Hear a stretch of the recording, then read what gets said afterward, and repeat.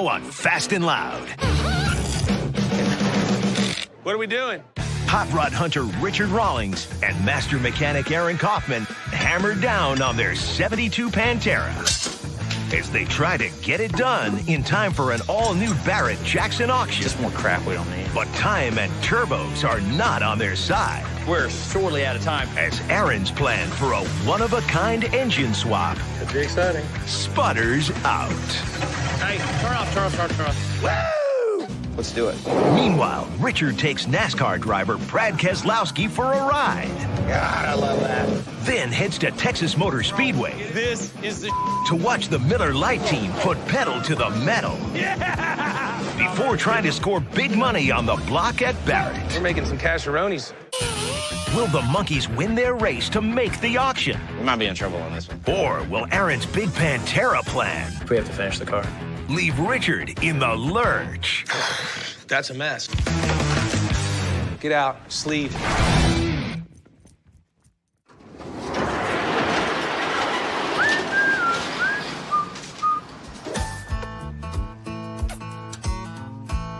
Who's doing what here? We're all lifted. Is this the right amount of this? That's 3 on each end. That's more than we had last time.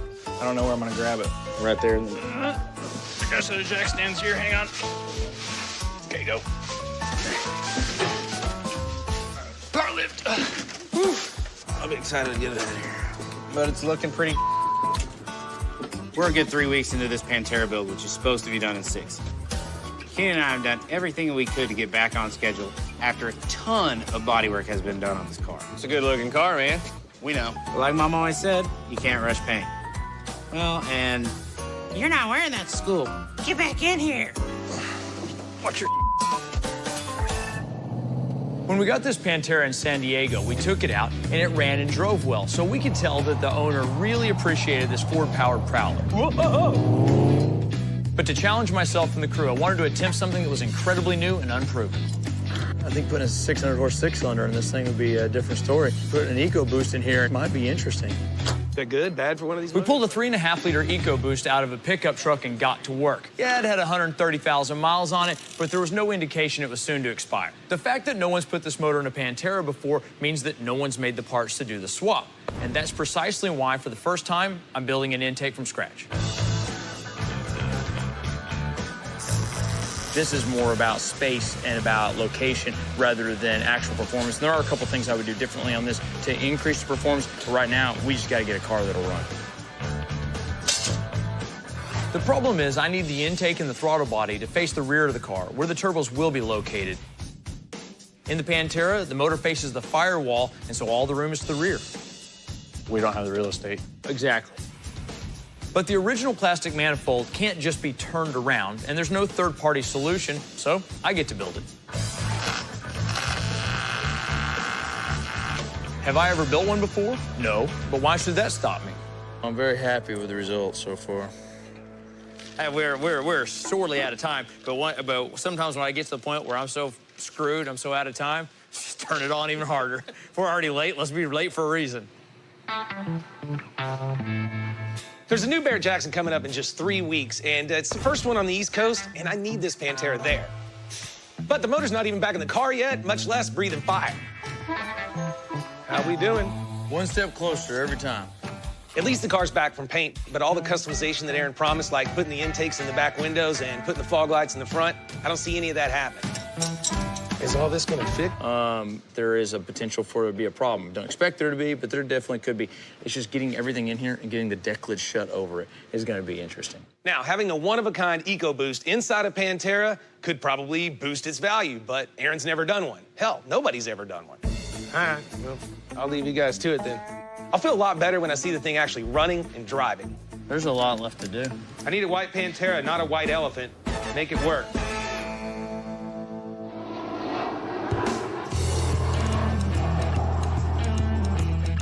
You know, with the garage doing so well, we always have fans stopping by, and sometimes they're the fastest and coolest fans out there. Can I help? Oh, holy cow, dude. What's up, man? Richard, buddy, what's up? What's been going on? I'm Brad Keselowski, driver number 2, Miller Lite Ford Fusion in the NASCAR Sprint Cup Series.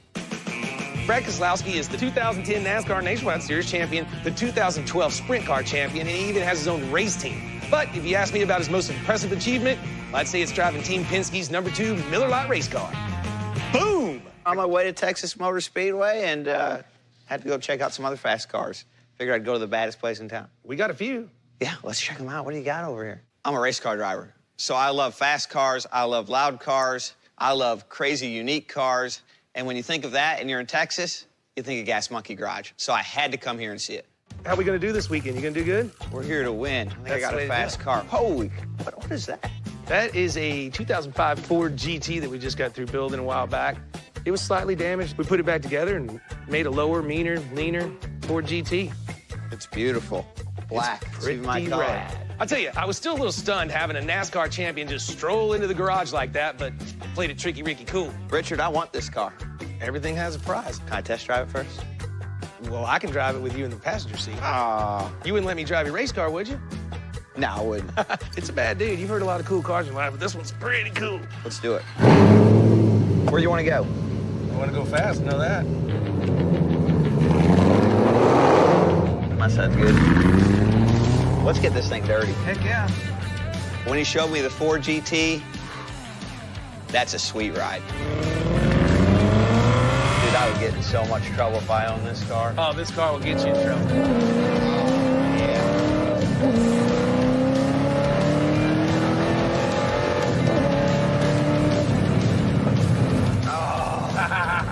God, I love that.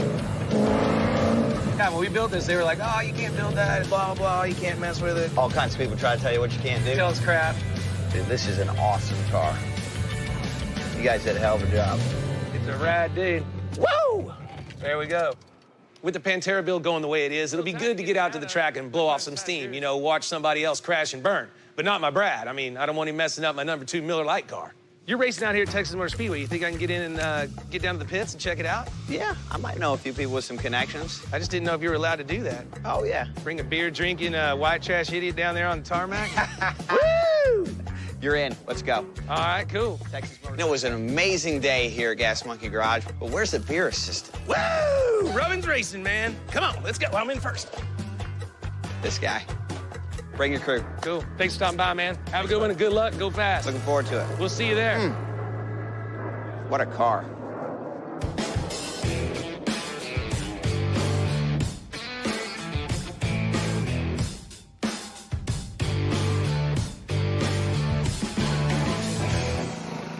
Glory, glory, hallelujah. This is serious. I hope this part makes the show. I sent the motor out to Jamie for a serious once-over and to clean it up.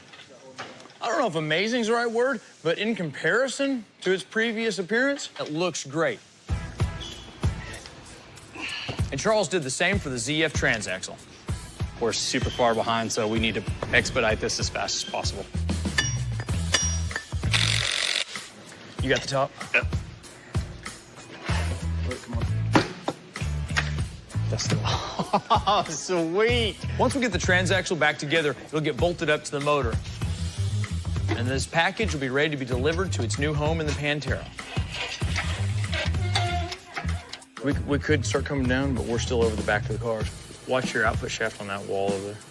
Man, I don't know if this old ticker can take that anymore. It may be lighter than a V8, but stabbing the 6 in here is going to be one tight squeeze. Everything's on. I'm feeling pretty good, finally. And that brings us to what I've been waiting for, the key to upping the horsepower. The Boost in EcoBoost, 2 new turbochargers. All right, let's see how this is gonna fit. But what precious space is left in the engine compartment is gonna end up looking like a plumber's convention, because to get the most out of the turbochargers, they need an intercooler as well. All right, kiddies, now it's time for Aaron's Tech Talk, where he talks about things you don't understand. Welcome, everybody. This week, we're going to find out how to make a 6-cylinder motor perform more like a V8 by way of turbochargers. We're going to learn how turbo technology allows us to build a better, brighter future through more horsepower and faster streetcars. Come with me, please. We're going to make our V6 EcoBoost produce the power of a V8 by forcing more air into it.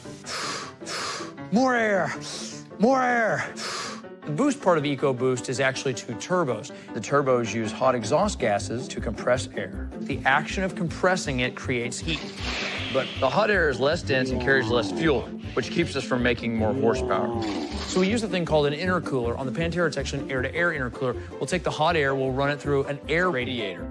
And then so as the air passes through it, it'll exchange the heat, and our air headed to the motor leaves very cool in comparison to what it was when it came out of the turbo. The colder air going back into the motor can carry more fuel, so we can get a bigger explosion out of it, which should produce more horsepower in a very small package. A little more vroom vroom. All this means is there is a considerable amount of plumbing to have to squeeze into the rear end of the Pan-tera. First, the exhaust. Since the exhaust is going to run down low beneath everything, I think it's going to be a lot easier for me to build the exhaust from the turbos out the back of the car, especially considering the short distance on it, and then stack stuff on top of it. And then I kind of do have room to put mufflers in here, but turbos kill so much of the noise. Just more crap we don't need. Not to mention, this car's got to have some kind of presence.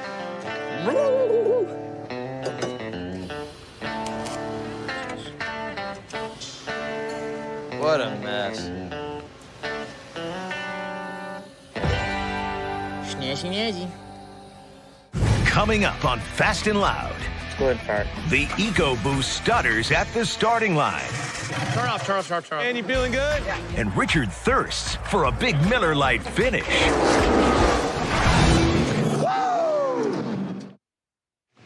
I'm gonna crank it and see if we can build some oil pressure. Cool.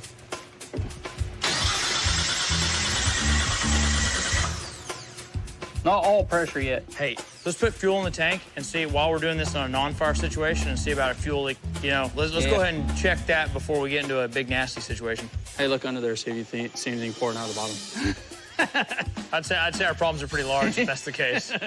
We've opened the motor and we've made several changes to this engine's systems. So before we waste any time with plumbing, I need to know if the engine wants to run again. Let's go ahead and fire it.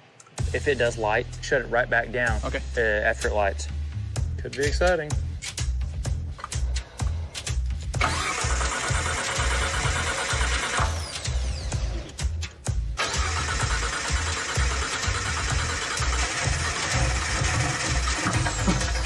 Hey, turn off. Yeah, a little bit of a backfire kit here in the end. Yeah. So I wanted to kill it. Let it sit for a second. Let's go. And we'll hit it again. You gotta realize that when we've been struggling over this car for a few weeks, when it finally gets to the point when it's gonna make some noise, it's gonna get everyone's attention. You got to hear this. I still don't have no coolant, and I don't want to run real long.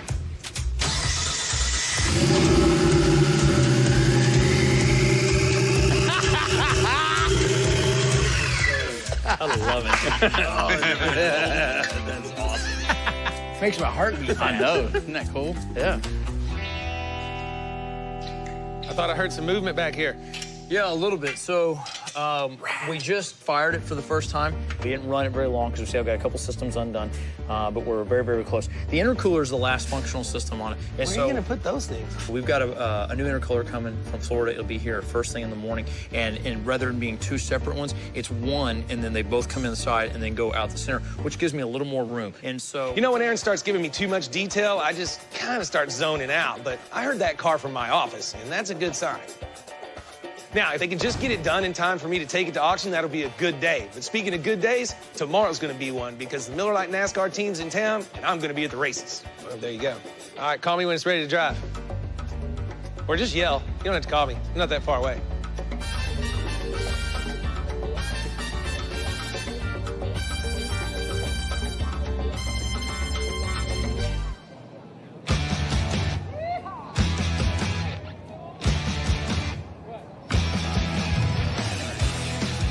What are we doing? Are we going through tech? Yup, we got pre-race inspection. So it's springtime in Texas, and I'm at the NASCAR race at the Texas Motor Speedway. I tell you what, this is the We are having a good time. We got the Miller Lite #2 car, Brad Keselowski driving. I mean, you can't even say Keselowski. How do you, Keselowski? So Brad came by the shop a couple of days ago, popped in, took him for a ride in my GT. But anyways, he's out here to race. Miller Lite's here. I'm ready to rock and roll. Let's have some fun. All right, so what's going on? Tell me what's happening. Right here, they call this the grid. It's taking basically all your hood measurements, roof measurements, making sure we're all good. Hey, you need one of these for Mike when he's doing body work. Help him out a little bit. Woo!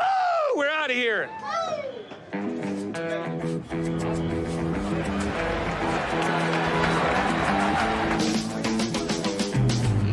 So the race is about to start. I'm down here. It's getting noisy. You can feel the energy in the air. It is getting nuts. Everybody's ready to go. I mean, I know Brad is. He's in his suit and everything else. I feel good about it. I think she wants to be on TV, too. But we feel good about it, and I think we're going to have a really fast Miller Lite Ford today. How's things, man? You feeling good? Yeah, car's real fast. We're up towards the front. So what have you been doing all day? Eating pizza and playing video games? Pretty much, yeah. So I'm talking to Brad. I'm trying to tell him, you know, the gas monkey way of doing things. Just floor it, dude. It's a skinny pedal on the right. Don't worry about that other one. You don't need it. Brakes are for quitters. All right, well, you came out to Gas Monkey, saw what we do. Now it's time to see what you do, man. Let's roll. Get in there and rip it. We're ready. Let it rip. Tater chip.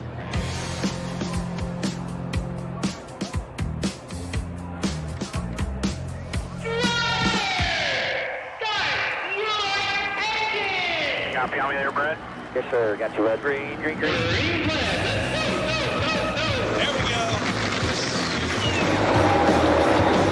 This is a hell of an experience. I mean, I've been in NASCAR before, and I've been up in the stands. Woo! Being down here in the mix of it, unbelievable. I mean, you can feel the adrenaline going on. You can feel the cars going past you. It is freaking awesome.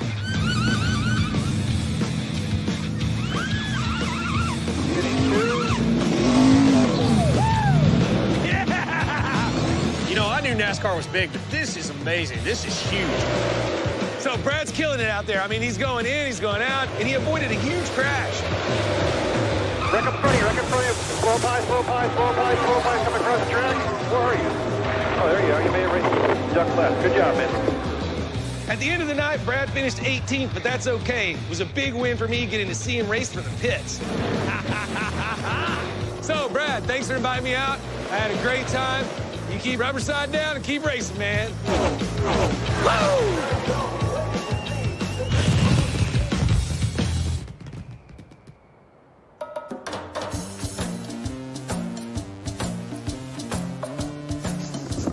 Glory, glory, hallelujah. Cool. The new intercooler arrived, and I'm wasting no time getting it into position so that I can fabricate the brackets that'll mount it. Right on. And to get all the tubes welded up that'll connect it to the turbos and the throttle body. Golly. I had hoped to duct air to the intercooler from the side vents on the Pan-tera, but there's simply just no room for that. Now it's time for Plan B, which means modifying the deck lid that Mike Coy probably thought he was done with. So I had this idea a minute ago, ditching the whole center section on the middle, cutting the whole thing out, running the scoop on the top like this, come all the way down to feed the intercooler. So I would just zip the whole middle of it out, and we'll just use the scooper up top to come down, and so I'll blow the air down over the top of the intercooler. Cut up a perfectly painted deck lid. Wonderful.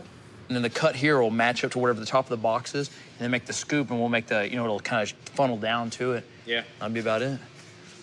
The car's done now, but the only thing that's left is the deck lid itself.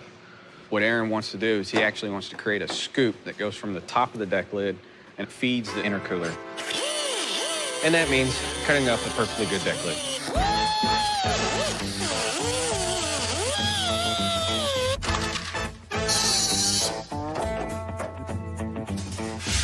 Aaron wants the scoop to mimic the lines on the Pan-tera, but right now it looks like a big giant dinosaur bone. So none of us are sure Aaron's even gonna like it.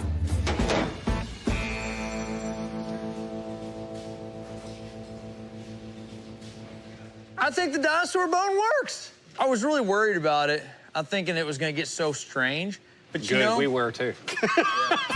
I'm with it, man. I'm with it 100%. In my head, it looked a couple different ways. This right here flies. It's a good thing Aaron likes the way it's looking, because we gotta get it over to Mike, like now. Because the truck to Barrett Jackson's gonna be here in a week, and it's not gonna wait on us. Yeah, I'm feeling it. Makes backing the car up a little harder. Who cares about that? Coming up on Fast and Loud. We might be in trouble on this one. The monkeys find a problem with the Pan-tera. Makes you want to throw up. Man, I hope he doesn't flip out. And Richard may have to pay the price. Yeah, come here. Get out. Just leave. Charles, why don't you go ahead and get that front seat in? I'm on it.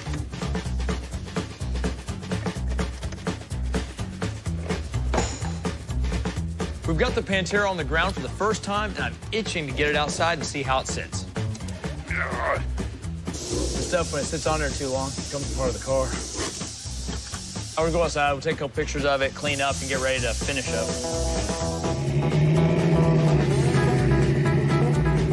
The car's basically done. There's some tuning left to do before it's driving, but I really couldn't be much happier with it. And the sound is ridiculous. Even at low RPM, hearing those twin hair dryers spool up is a real attention getter. Yeah, this side's low, that side's high a little bit. The Pan-tera sounds freaking awesome, but it looked better with a deck lid on it. Barrett Jackson will be here in no time, and Aaron Kaufman says the car will be ready. I sure hope he's right, because it looks like a lot of work to me.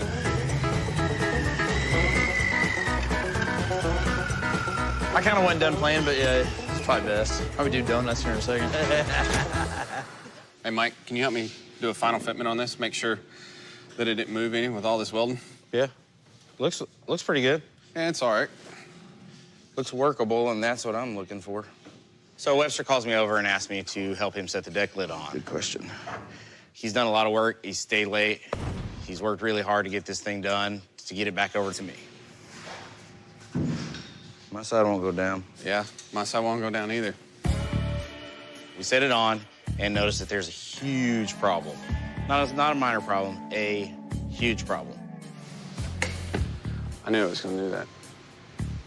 Makes you want to throw up. What I actually had to accomplish here, this is something that takes weeks, maybe months to actually do. Well, I did it in days. It looks decent. Mike has to do his magic to actually make it look good. The whole back went. Yeah. All the heat stress and everything like that, it's just caused a huge problem. So now that's even gonna set us further and further behind because I gotta fix my problem and then I still have to hand it over to Mike. I don't know when this thing's gonna get done. Yeah, let's take it off. All right. We might be in trouble on this one. And it's heavy. Hey, Richard. Yes, ma'am. You have a guest. Who? Hey, man. What's up, dude? I'm back. Way to go this weekend. Woo! Since Richard was so good to us and he had so much fun at the race, I thought I'd bring him a nice little gift. Is this the car? Yeah. Oh, a part of it at least. The part I didn't tear up is actually the hood off my Miller Lite Ford Fusion. It's not any good until you put a John Henry on it. Oh, no, I got my own. Oh, you're going with blue. Blue. Get out of the way. Look out. Let's go right here. Richard had one request, and that was for an autograph. So I'm glad to do it, and I hope he keeps it on his wall for a long time. There you go, brother. That's about as cool as it gets, man. Hang it somewhere cool, man. Well, you're not racing, right? Not racing. Right now. Now. Well, let's go have a beer. All right, let's go.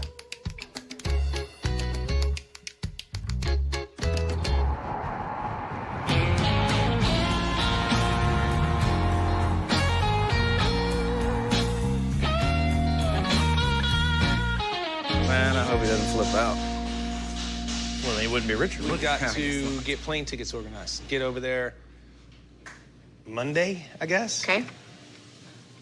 Is this Barrett stuff? Yeah, we're trying to get hotels and airfares and rooms. And, I mean, I got Dennis and Prashant and Jay Ricky and Chris, and everybody's going. The entourage. Well, I'll tell you this, everybody but the Pan-tera, I think, unless you want to take it without a deck lid. Which I think probably hurts its sell value. I would imagine that hurts. What's up with it? We don't have one, straight up. I mean, we had the one that came off the car, but I got Webster started on adding the scoop late in the game, and he's still working on it. Problem is, though, he can't bodywork something that hasn't been built yet. Did we send them the titles yet? Yeah, I sent them everything. That's a mess, because now I can't just pull it from the auction. If I pull it, I have to either pay a fee of what we would have expected it to sell for, or I got to give them something of approximate that value to sell. When it comes to Ford-powered mid-engine cars, the GT's here. I didn't really want to sell that. They have zero paperwork on the GT, though. Well, I know, but I mean, what I'm saying is they have the title to the Pan-tera. We expect that to bring maybe $250,000, $300,000. And if I pull it, I have to pay 10 and 10%. That's 20%. I have to pay $50,000 to be able to pull it from the auction, or I got to give them something that will sell for somewhere around the same money because they've got their docket full. Even at that 50,000 though, no matter what you threw at this, you're not going to have a deck lid on it, have it working right. All you're going to do is have a lawsuit on your hands. We have to finish the car the right way. I'm fast, but not that fast. Yeah, come in. And there's just no way. While the car runs, it is not in drivable condition. It's like everything's on, everything's functional, except for we do not have the deck lid. All right. Well, I can't argue that. So, Jesus. I mean, we got a ton of money in the car, and I was supposed to take it to Barrett. Now what am I gonna do with it? Because, I mean, I can't sell it. Let's say we're a week late. Barrett's gone. I can't sell it then. There's not only one Barrett, so you can take a car that you have a lot of money wrapped up in, and you can shoehorn it into an auction with no test miles, without even being finished, and just roll the dice. Or we can finish it right, and you can sell it at a place where there's a lot of drunk people, and they're ready to spend some money. It just won't be this one. All right, just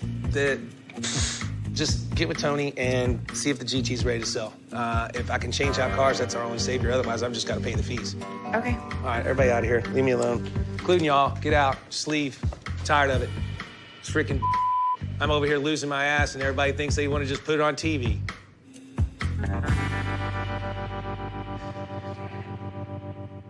Coming up on Fast and Loud. Boom! Richard takes in the scene at a new Barrett Jackson. It's the Northeast, man. People are old up here. And goes all in on his Ford GT. It's a wicked bitch. What famous musician fired multiple shots from a handgun into his yellow 1971 Pan-tera? Was it A. Elvis Presley, B. Johnny Cash, C. Mick Jagger, or was it D. Bob Dylan? What famous musician fired multiple shots from a handgun into his yellow 1971 Pan-tera? The answer is A. In a rage after a fight with his then-girlfriend, Elvis Presley fired 3 shots into his Pan-tera when it wouldn't start.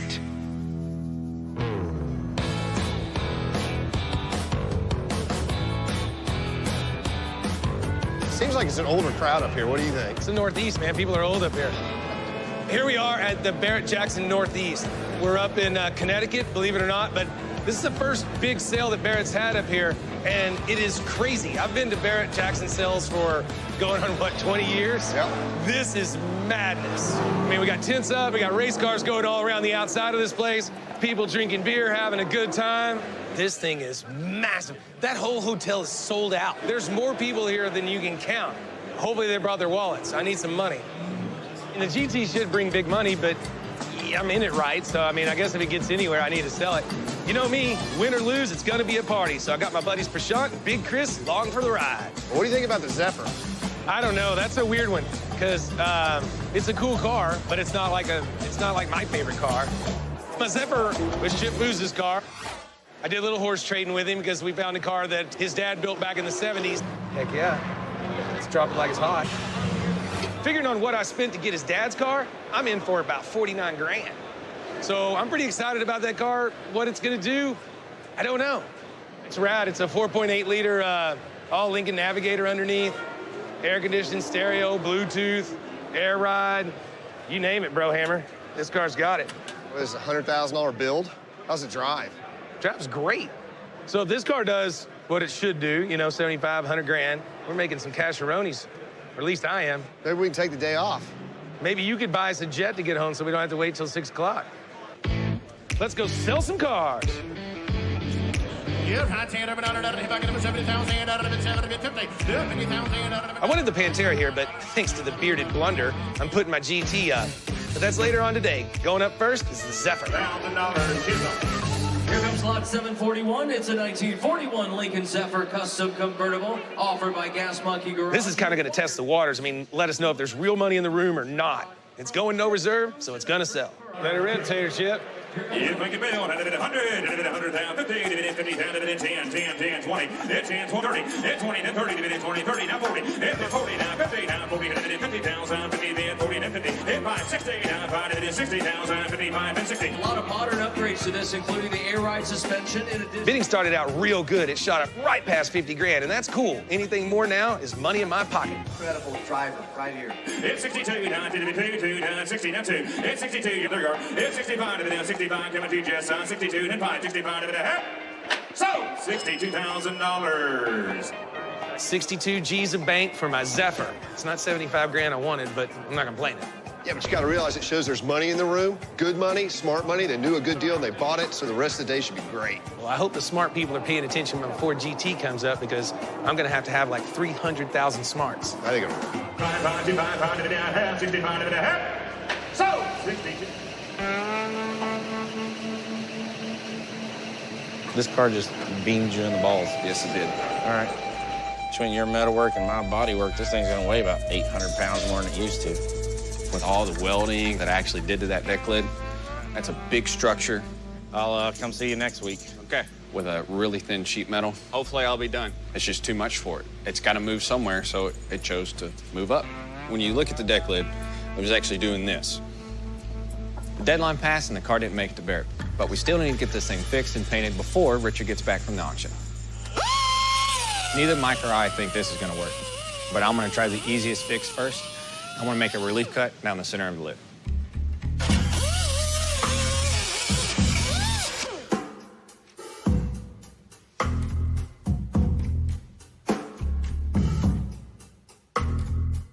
I think it might have worked. I'm gonna go get Mike. It definitely did move. Oh, it does definitely look better already. My little idea appears that it might have actually accomplished something. Man, I tell you what, that'd be about the first thing that worked on this if that happens. Look at that. God You're dang. close. You're close. God dang, man. That's close. Still needs a little bit of work. Still got to do another relief cut in it. Speaking of reliefs, God almighty, that's a huge relief. I didn't expect it to move that much.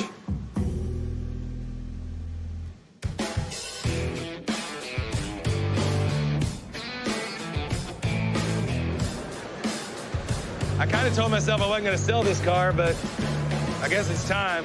So my GT40, I bought it slightly wrecked. We got it all built back, went black with it, bigger wheels, bigger brakes, faster motor, bigger horsepower, you name it. It is a better Ford GT. I think this is without a doubt one of the best builds you've ever done, if not the best. Somebody will take a look at this car for what it is. God, it drives great, too. It's a wicked bitch. This is one of the fastest cars to come out of the shop. For sure, most definitely. This one breaks 350. I'm super happy, but it could do 400, 500. Roger, this is number 1, 2.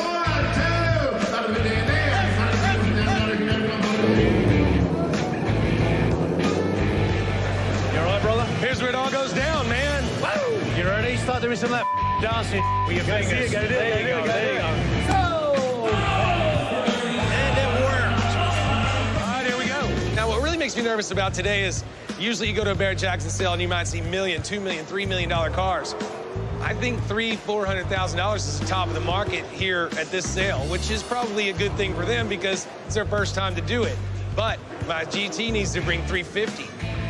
I don't know what's gonna happen. Now, Barrett-Jackson auctions are normally all no reserve, but the select elite cars like my GT, they will allow reserve. And thank goodness they do. I'm setting this one today at $300K for this baby. A 2005 Ford GT custom built so big that it took 2 episodes. I'm in the car for around $250,000. I need to see at least that much just to break even.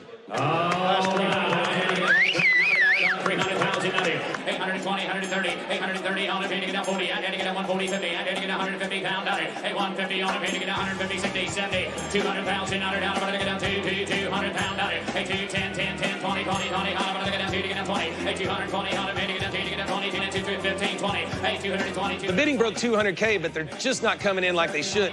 It's risky, but lifting the reserve might open up some wallets. 230, 40, I'm gonna get down 240,000 down there, 240 pound dollar, I'm gonna get down. And I really thought I'd do 350.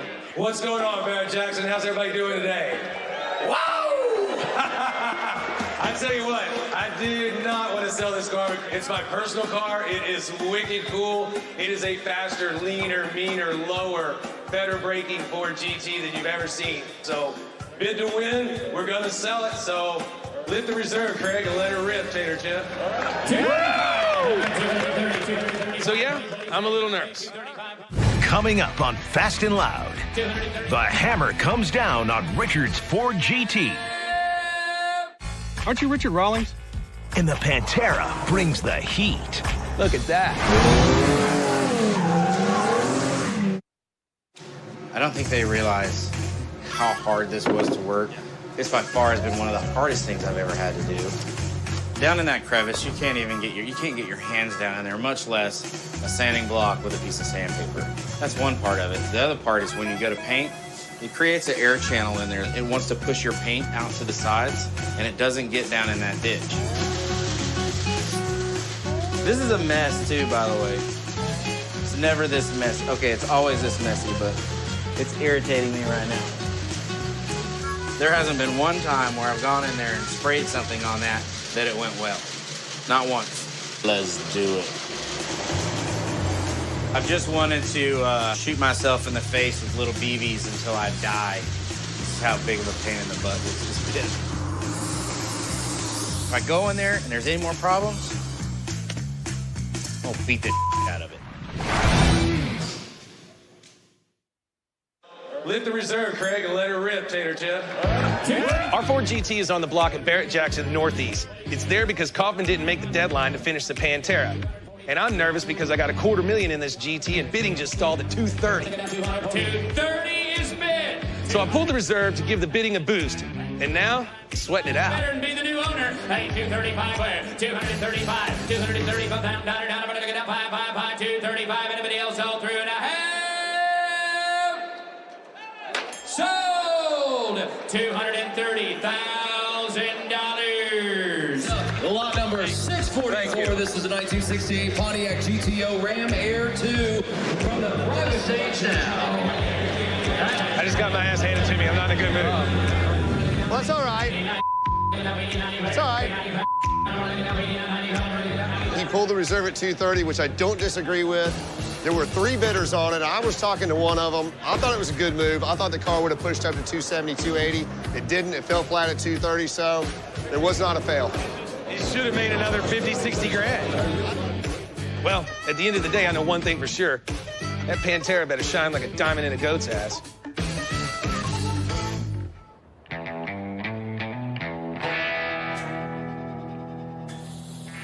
Okay, man, you ready?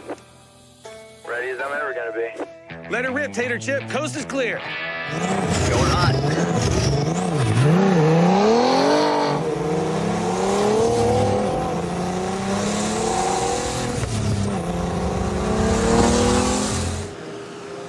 Hey, sir, what are you doing? Oh, I'd get in the other lane if I were you. Sir, what are you doing? I'd definitely move. Aren't you Richard Rawlings? No, but that's Aaron Kaufman coming.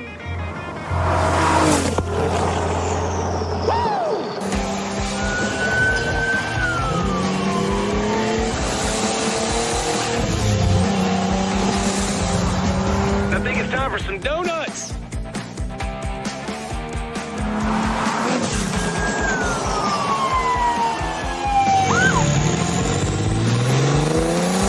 Good donut will get you every time. Look at that.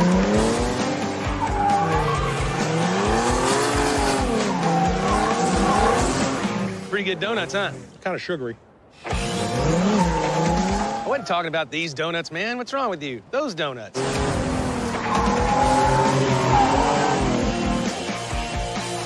Woo! Get you some of this. Our version of a 1972 Pan-tera. A little sleeker, a little meaner, pushed down on the ground, and we lightened it up with a 3.5-liter 6-cylinder EcoBoost.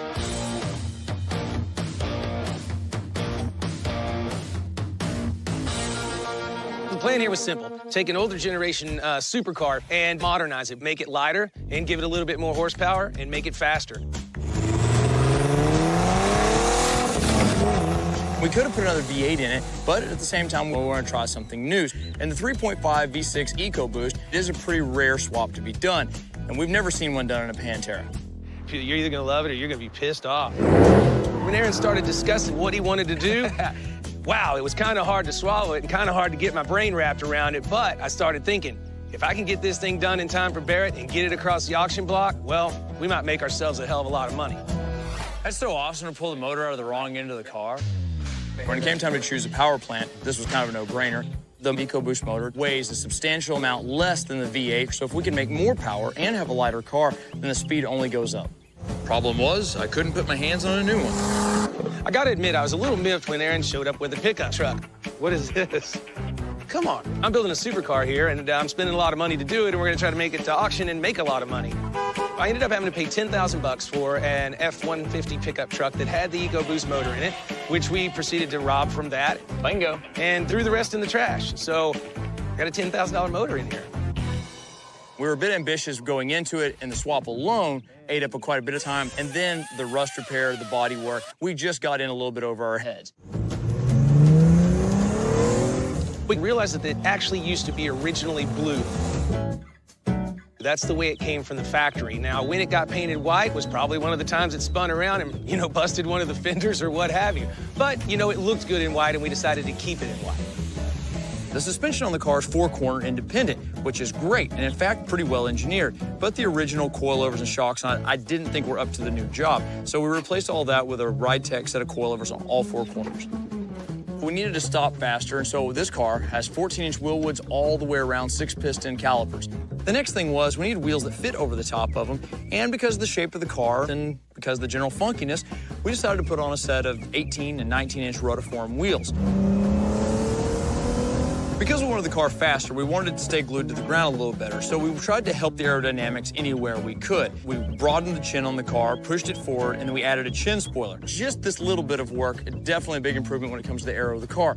The upgraded turbos are the key to making more horse pressure out of this EcoBoost, but the location of the intercooler meant that we had to modify the deck lid with an air scoop. I like the performance, and it looks pretty freaking cool, but adding it at the end of the build came a huge time suck. That's not an easy fix.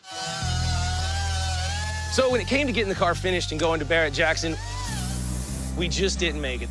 But car's still for sale. Barrett was a really good opportunity for Gas Monkey to make a lot of cash and get our money back out of this car. We've got over 100 grand in it now. I think the car's gonna bring the money one day. Hopefully, the right buyer's out there. If you're looking for a Pan-tera that's been modified to be really fast and really lean, looks pretty damn sharp, I got the car for you. But while I'm waiting on the right buyer, I think there's some donuts left.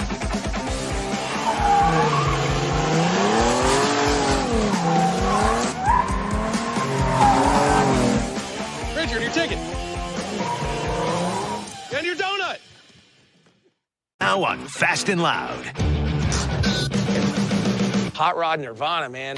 Hot Rod hunter Richard Rawlings and master mechanic Aaron Kaufman get ready to show off as they try to turn a bottom dollar Chevy pickup. I was thinking 1,000. 1,000 into a top quality show truck. Like a heck of a build. In time to make it to the biggest truck throwdown in Texas. Trying to get our butts to LST. So excited. But as the clock runs down, This is not gonna work. problems pile up. You're not gonna make the truck show if you don't get to work. Holy. Meanwhile, Richard puts his life on the line for a T-Bucket Roadster. Well, you slam on the brakes at this angle and you're just going, oh, yeah, that's the catapult. And transports the garage to the land of the giants. Super rad. Really big giants. Did you some of that? Can Gas Monkey flex its muscle? Feel old. And pull off these monster challenges? Or will their bid for glory at the truck show That sucks. be a no-go? You're gonna want to see this.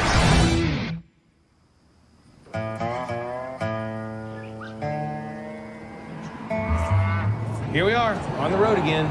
It's a beautiful day, nice drive in the country. Maybe we'll stop at some barbecue shack, have a good meal, and maybe buy a truck. That's pretty good. So me and Aaron are on a special mission of sorts today, and it involves one of our favorite things, trucks. You see, in about 6 weeks, we're heading to Lone Star Throwdown north of Houston. Whether they own a hot rod shop or are just weekend warriors, folks come out to LST to share their admiration for one of God's finest creations, the truck. Aaron and I think it's time Gas Monkey joined the party, but we don't want to show up empty-handed. Basically, this guy passed away and has a 50s Chevy truck, super cool body style. They sent me a couple pictures, but I can't. Round fenders. Yeah. Chevy. If it's in good enough shape, we'll build it for the show. There's a lot of old pickup trucks out here in Texas, but they're disappearing pretty fast. Yeah. Kind of like the jackalopes. You don't see those hardly at all anymore. I don't. When I was a kid, I used to see them everywhere. Out in Mill Street. Let's see. Look, there it is over there. Go check it out. 49 Chevy, 3100. Man, that's one of my favorite trucks. Since the day they traded a mule for a motor, American men have been dreaming about trucks. The average Joe loved the look of the 49 Chevy when it hit the roads after World War II, so it's no surprise greasers have been hot rodding them for decades since. But somehow they missed this one, which could be good news for us. Texas farm truck right there. Yeah, no kidding. Yeah, I love all the wacky grill guards they always used to put on. It's the first time I've seen stacked bumpers, though. Hi, how you doing? How you doing, guys? Richard Rawlings. Reagan Quigley, nice to meet you. Dan Edwards. Dan, we talked on the phone, so this is the old pickup truck that you're been entrusted with turning into money. Yes, sir. Well, it looks like a pretty good old truck. Reagan's the niece of the guy that owned it, and Dan was his best friend, and is in charge of liquidating the estate. He's had it for 10 to 15 years sitting out here. Don't know the history of it beyond that. What's amazing about it is all the slats are relatively perfect. I don't think this truck got worked very hard. It sat pretty hard. It hasn't been messed with at all. This is a cool truck. Well, we checked the truck over, and I gotta tell you, it's way better than I could have hoped. It appears to be almost completely original. We rarely find them this complete, this clean, this unmolested. And this is a cool truck. Shh, we still got to get it bought. Aaron was so thrilled with the truck that he forgot the cardinal rule. Never let them know how much you want it. Hopefully, he didn't tip our hand. Well, you told me on the phone you were wanting $3,500 for it. I like it. It's straight and it's good. It's not all rotted out, but I don't think I can do $3,500. It needs motor and tranny, rear end, and brakes and tires and wheels. And I might be talked down to 3,000. I was thinking more like 1,000. 1,000. You can do me better than that, Richard. Oh, how about we split the middle and $2,000? I got cash. Good thing. I'm leaving that to you. Okay, we'll take 2,000 for it. Well, that's a good deal. So there you go. We got possibly one of the last complete farm trucks in Texas for a pretty decent price. There we go. I did my part. Aaron, you gonna load this thing? Sure. Well, you got about, what, 2-hour drive to think about what you're gonna do to it? Sure. Tell me how much money you're gonna beat me out of? Well, don't worry about that just yet. Okay, I ain't gonna worry about that.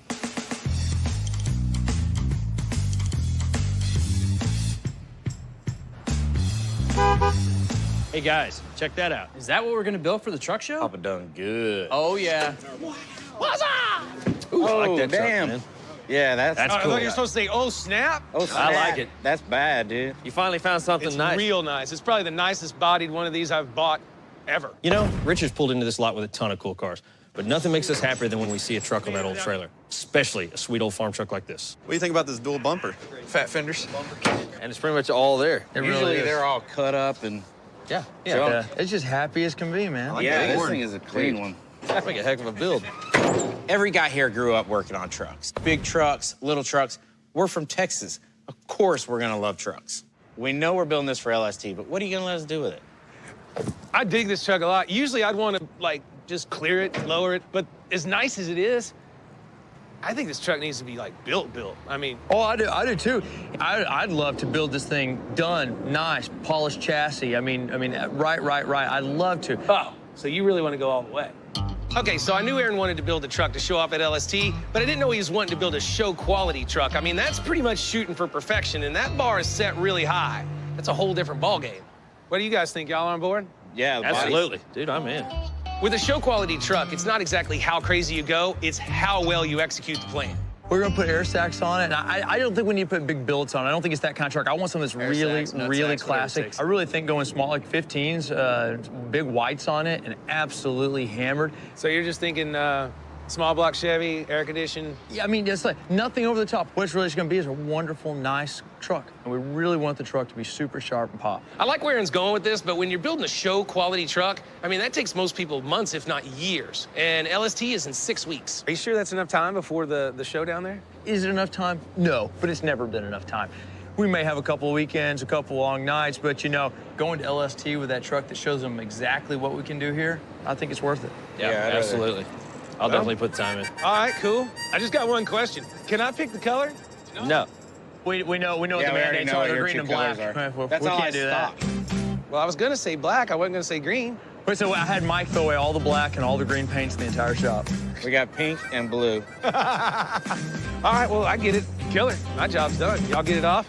and get started. Oh, okay. Yeah. That doesn't mean monkeying around either. Dude, it's nasty in here. Why you gotta crawl all over it? Check it out when it's inside. Get it off the trailer. What's his problem? He is grumpy as hell. Seriously, you're not gonna make the truck show if you don't get to work. So how do you get a 49 Chevy ready to represent Gas Monkey Garage at Lone Star Throwdown?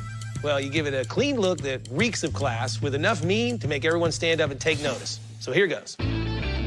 Like most of our hot rods, we want it slammed close to the ground, so we're going to put it on air ride. But this time, I'm actually going to use smaller wheels than I typically do and put on white wall tires to give it a classic look. Our ultimate goal is a daily driver. So for our motivation, we chose a Chevrolet Performance and Scoggin Dickey ZZ5. That small block delivers about 400 horsepower, plenty enough to impress without overflexing the muscle. We don't have a lot of interior to play around with, so we're gonna have to find a way to make it stand out. And I'm thinking vintage materials might be the way to go. We'll have Mike splash on a show quality paint job and put on a lot of bright work. Maybe even a chrome grille to make it sparkle a little more. I'll let the budget float as high as maybe $60,000. Keep going. And if Aaron and the crew can pull off the level of perfection that they're looking for, and we can get it down to Lone Star Throwdown and show it off, well, I think I can turn it for maybe double that. Of course, Aaron's gonna have to do in 6 weeks what some people can't even do in 6 months. I'd stay tuned if I was you. All right, guys, the clock's ticking. Let's blow this thing apart. My God, what a mess.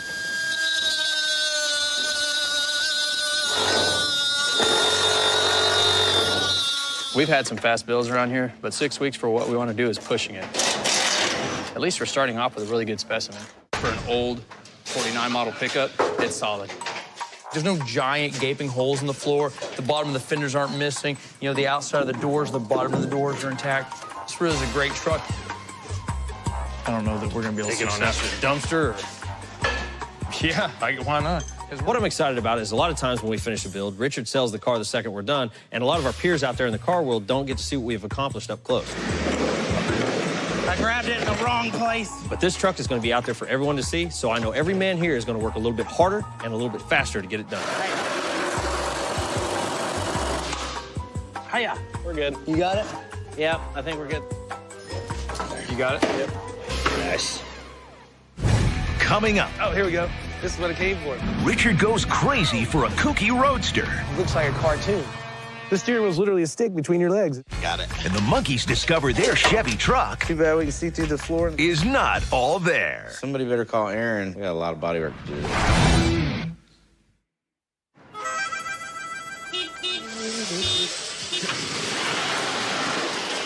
Hey, nice.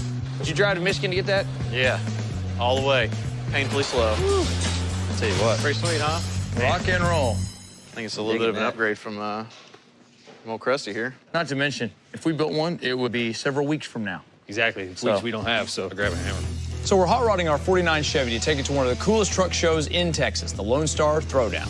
It's going to be a chance to let our fans see Gas Monkey's work up close and personal, and we want it to be perfect. The thing is, perfect takes time, usually months or even years. We only have 6 weeks. What? Chassis work's done. Time to go home. Yeah, right. Ergo, I pulled in a complete ready-to-build chassis from TCI Engineering. This chassis that we bought will save us a ton of time that we didn't have to spend on it. Now we'll just mock it up roughly, then we'll have to blow it apart, of course, but fabrication's done. Mock so- it up roughly. Oh, my bad, I'm sorry. What are we doing? We're going to build the truck. Oh, we mock it and then take it back apart and Not mock it, we're building the truck. Whole truck, putting the steering in it. We're gonna put the seat in it. Everything's going in it. Steering, exhaust in it. Here's the skinny. Mike's gonna need 4 weeks to do a show quality paint job, and anything we have to do to it after it leaves the paint booth, well, we run the risk of messing up Mike's work, and most likely we won't have much time to fix it. So we need all of the fitment and placement issues handled before he gets his hands on it. We're gonna run the fuel lines on it, gas tank in it, motor in it, transmission in it, radiator, coolant lines, AC lines, punch through bulkheads for electrical, wired, Build it, everything. then blow it apart. That's right, Gotcha. because when we go back in it, we run the risk of damaging it. Gotcha. Yep. But we're gonna build it. I don't know about you, but I'm ready to do this thing. Hey, before y'all get too deep into that, can y'all come help load up these parts so we can get them to sandblast? Did you count how many pieces we have so that way we get that many pieces back? So as you guys already know, just like everybody else in the shop, I love trucks. Which way are we going? I don't know. I'm trying to keep from killing Keenan. And I'm really looking forward to painting this one because I'm not gonna be limited to Richard's favorite colors, green or black. Okay, Mater, drop this stuff off the blaster. Reiterate when you get there. We need it quick, but we need it right. Aaron's thinking a vintage color from the 49 Chevy palette might be the best way to make the truck stand out at the show.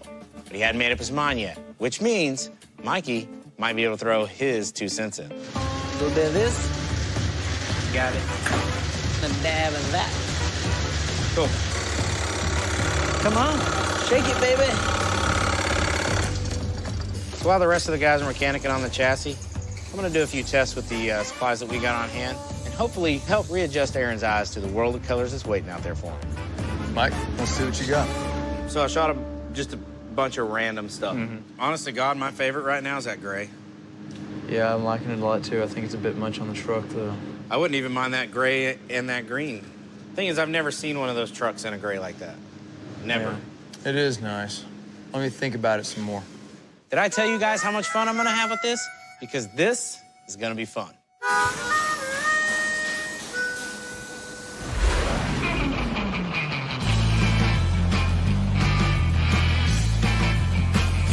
So as soon as Aaron and the guys started slaving away on the truck, I started looking for something else to buy. And I think I might have found it down in San Diego. If I can buy a car in San Diego, that gives me an excuse to go to San Diego, which is on the ocean, which is where the weather's good and there's palm trees and good-looking chicks. So I don't care what I got to pay for it, I'm gonna buy it. Then, when I rolled up to the owner's place, oh yeah, my trip got even better.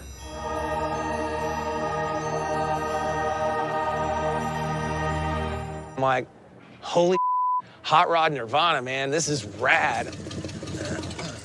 You must be Jason. Yeah, how you doing? Richard Rawlings, how you doing, man? Nice to meet you. You said look for the big bald guy, so there we go. My name is Jason Sharp, and I run Sharp Engineering. This little 29? Yeah. So this is pretty cool, Fine. What's this? Yeah, we just got this thing at the Big 3 swap meet. Jason showed me around his place, and I had to look at some of his cool stuff. Where in the world did that come from? I've never seen anything like it. Turns out his grandfather was Al Sharp, who was pretty famous in the old school hot rodding world for designing custom performance parts. I guess when I talked to you, I didn't realize that you were like a working shop. But I didn't come all the way out here for parts. So where's this little tea bucket I was looking at on the interwebs? Oh, here we go. This is what it came for. This is it. That is so cool, man. It almost looks like, you know, like one of the Hot Wheels things you played with as a kid. Right, yeah. So a T-Bucket is basically a hot-rodded Model T.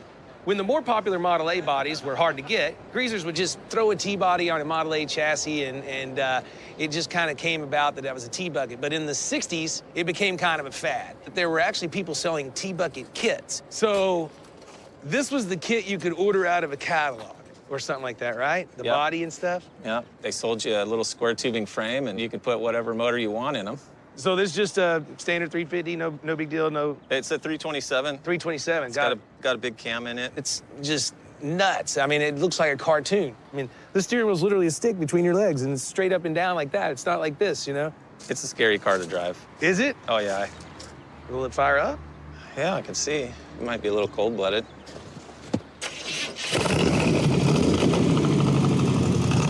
So can we go for a ride? Yeah.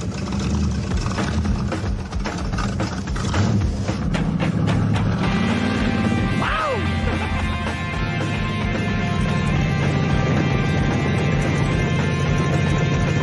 It's real raw and a little squirrely. Freaking super cool. The rake on that thing, it just kind of freaks you out. It's got to be a sight going down the road. I wish I was over there looking at it. I'd be like, rad. Judging by the angle of the cab, I wasn't really into some donuts because I figured that might just throw me out. Well, you slam on the brakes at this angle and you're just going over. Yeah, it's the catapult. It's pretty much a death machine. That is so rad, dude. And it seems so deadly. Right? How much for it? What do you want for it? I was thinking 12. 12 grand? Won't see another one.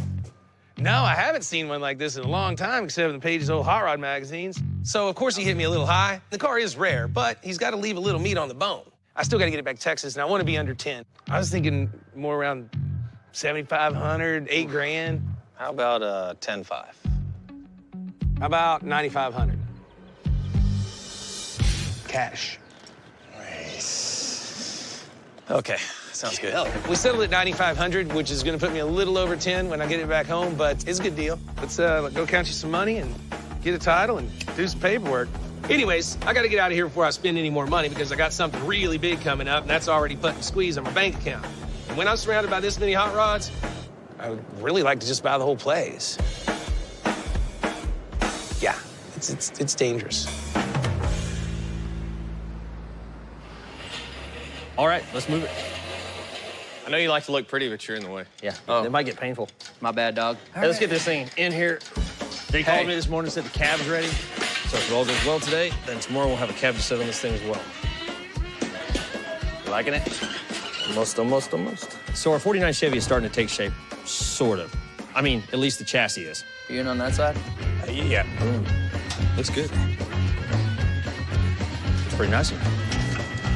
We've already mounted the suspension and the air ride components, and now that we've dropped the motor and transmission into place, Any trouble? No. Went right in. good. That's exciting. We're just waiting on the cab so that we can keep pre-building all the other elements. Moving right along, trying to get our butts to LST. Right? So excited. So excited. Watch your step. Got it. I'm gonna set it down. We can set up. Yeah, I need to re-grab. We need to blow it out right here. I'll tell you what, the firewall looks brand new. Yep, they did a good job blasting it. It's too bad we can see through the floor and the cab corners. Somebody better call Aaron. Couple holes, but nothing major. Yeah. You can get some front floor pans. Yeah.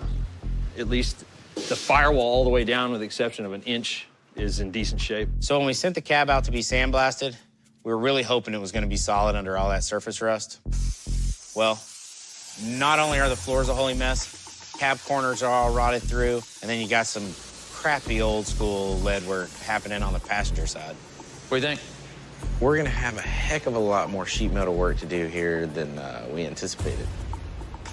If we want a show quality paint job, we're gonna have to start off with a surface that's even smoother than when the cab rolled off the factory floor. So it looks like we've got a lot more work on our plate. At least go ahead and get it primed, and we'll do the rest of the repair work after you get it mounted back on the chassis.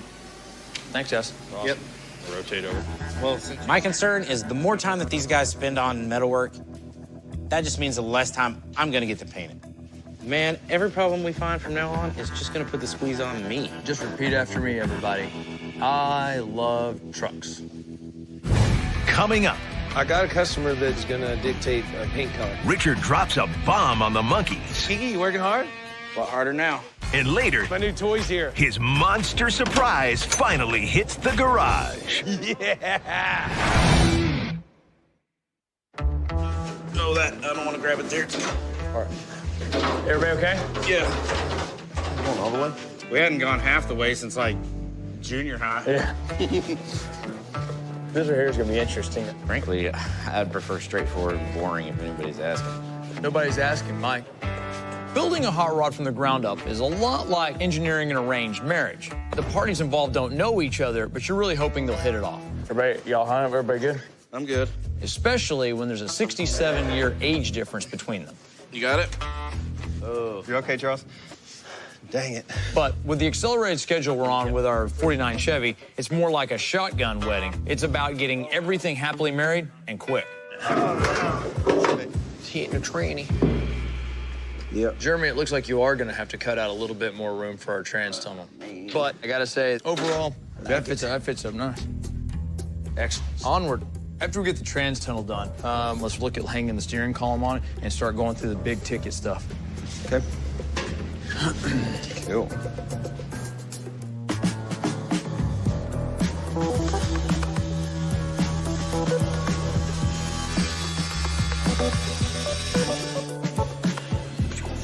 Come out. Coming down.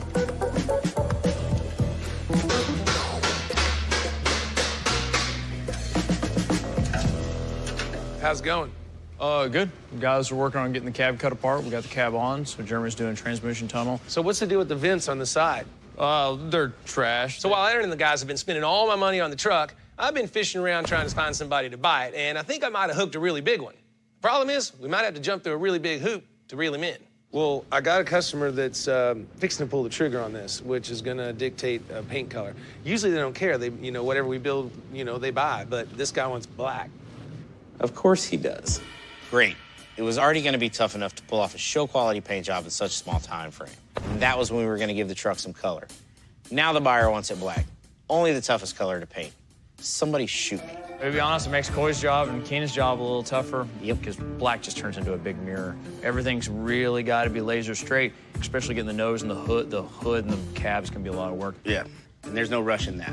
Right now, a lot more work for Coy. But they're painters. They don't do anything most of the time.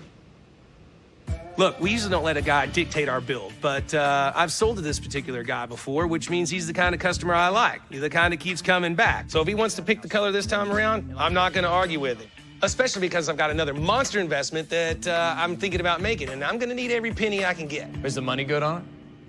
Real good. Well, if they're paying top dollar for it, and they can pick the color, it's just maybe we're trying to find people with more imagination next time. Seriously. Imagination or money, that's the only thing I'm looking for. Sure. Bleh. Dang, dude. I don't know what you want. If they got the money, they got the money. No, I and at the end of the day, they get to choose the color if they're spending the cash. So it's pretty simple economics. Black we go. Kiki, you working hard? Oh, yeah. No, a lot harder now.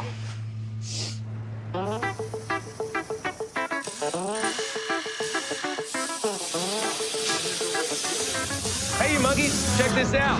Just got delivered next door.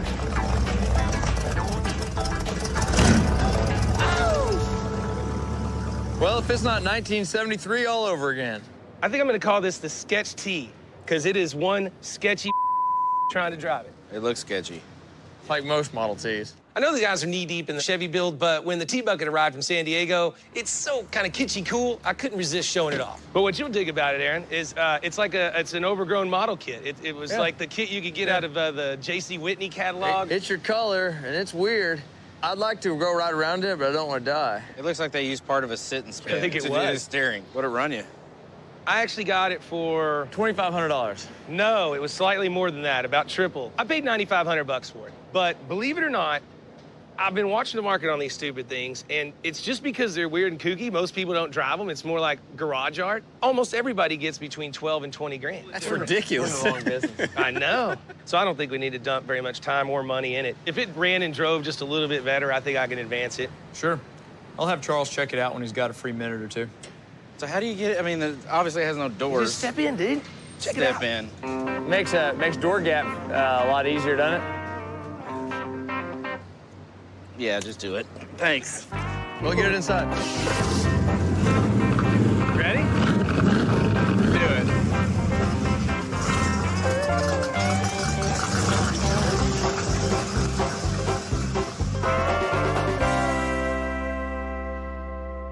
Okay. We need to keep up our momentum. Did y'all pop your measurements for drive shafts? Yes, we have all 3 measurements. Did you give them to Tony or no? No. Okay. I'll give it to John, have him call Tony. Okay. Okay. Doors and fenders and everything else up to the blaster? Oh, they're already here. We got them here Friday. Great. I'll go ahead and fit the door once he's ready. If you guys need something different, just let me know. Yeah. So, we've already encountered a few complications with our 49 Chevy. There's a little more body work than we anticipated, and, well, there's the news that we have to paint it black, and not everyone's happy about it. What do you want to do with these?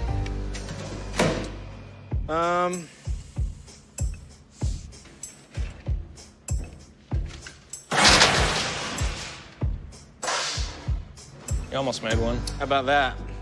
Right now, color is the least of my concerns. We still have a long way to go to get this thing completely pre-built before we blow it apart and ship it over to paint. While Jeremy and Webster continue cleaning up the rust damage, I'm gonna have Jason hang the doors. Would you grab that door for me, bud? Yeah. I need those in place by the end of the day so that we can start assembling the front end tomorrow. Mike is starting to stress a little bit. He's wanting this truck, and I'm not even done with the first door yet. Dude, that's just not lining up. Yeah, it's just I've moved the hinges all they can, but it looks like I had an accident years ago. It's buckled the door a little bit. Hey, Keenan, can you come over and check this out? All right, let's see what it looks like. It's still all loose. Let's see if we're even close. That's what she said. Is it off the hinges? Yeah, those hinges are.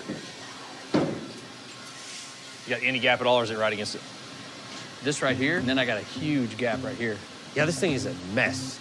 So we're pretty sure the passenger door on this truck was damaged in its earlier life, and someone did a really poor repair job on it. You can tell where it got folded at one time. It kind of goes uphill. Well, it seemed to open and close all right before we blew it apart. Now that we've cleaned it up, it just doesn't want to set back in very well. Is the bracketing inside the door twisted? Yeah, it's probably just a little bit of everything. That hinge is aftermarket. This is not going to work. Hot rodders never really expect these old trucks to go back perfectly, but we're really aiming high for this one. This truck's gonna represent this entire garage in front of thousands of truck lovers. Just take the door back out. It won't be good enough till every piece fits like a glove. First thing I'm gonna do is have a little heart-to-heart with my hinge brackets. You know, kind of see if I can get them straightened up their act. Come on, piece of... What it looks like to me, on the farm, wherever it was, they had some kind of collision. What it did was it caved in these hinges. They did the best they could. The door didn't matter if it closed or not. It was a farm truck. But it's going to be a show truck now, which means I need even quarter-inch gap all the way around. Yeah, we want to try to close it loose. Tighten it as we go. Let's see what we got first. Bottom needs to go towards the back. Yeah, it's like overlapping. Overlapping here and up there. Damn it. We're going again. Come on. I was supposed to just spend a couple of hours on this, and now I'm not even sure I can get it done in a day. It's something right here. See, I still got a swell in that upper hinge. Are we ever going to get this done? Coming up, Can I move it? the monkeys try to whip the 49 Chevy into shape. Try again. And Charles No pain, no gain. tries to toughen up the T-Bucket. Wow, what a wimp. In their post-World War II line of trucks, Chevy made a cab redesign to move the location of which of the following? Was it A, steering wheel, B, gas pedal, C, center console, or D, gear shift? The answer when we come back. In their post-World War II line of trucks, Chevy made a cab redesign to move the location of which of the following? The answer is D. Chevy moved the gear shift on their trucks from the floor to the steering column in order to give passengers more leg room.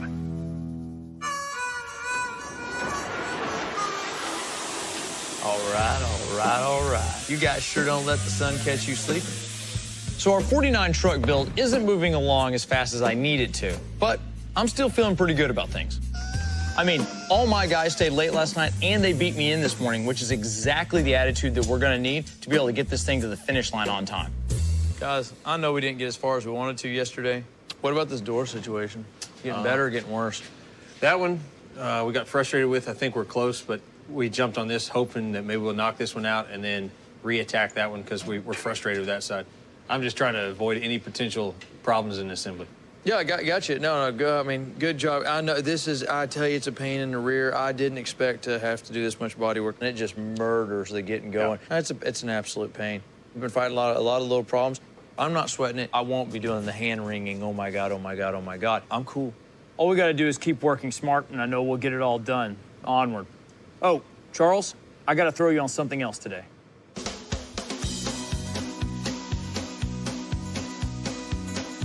All right, let's see what kind of stuff you're made of. Wow, what a win. Richard has tasked me with getting this T-Bucket ready to sell. The engine fires up, but it runs like crap. You know, cars are like people. Sometimes they let themselves go. I missed my 10 o'clock ones. I don't even know why they have seat belts in this thing. Who the heck would want to be strapped into this thing? I'm hoping all it needs is a thorough tune-up. You got to get back in shape.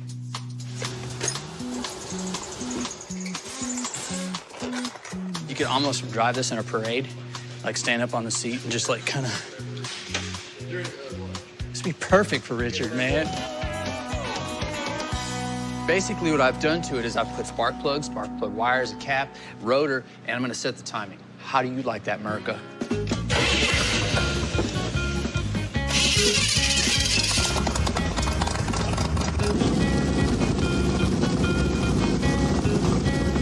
Now that it's running better, we're gonna make it look better too.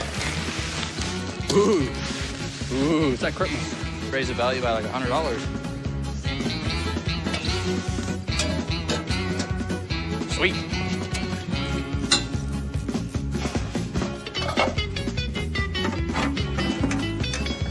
Yeah. Feel old. You know what they say? No pain, no gain. All right.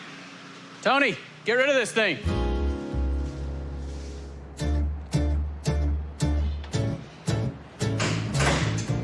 Okay, if we can just get this in the right spot, we'll be home free. Can I move it? Try again. Okay. Despite our best intentions, we are woefully behind on our 49 Chevy build. What do you think of this? Dude, I'll tell you what. That looks a million times better than it did. Yeah, so just got to work this now. The rest of it's looking pretty good. Oh, yeah. The guys are resolving the fitment issue with the doors, so I'm going to turn my attention to another crucial part of the build, figuring out how we're going to raise the bed floor. So the reason for raising the bed floor is to clear the axle. As you probably know, anytime you lower a vehicle closer to the ground like we're doing here, the axle doesn't lower with it. Left in that position, the axle and the suspension would slam into the bottom of the bed, and that's obviously unacceptable.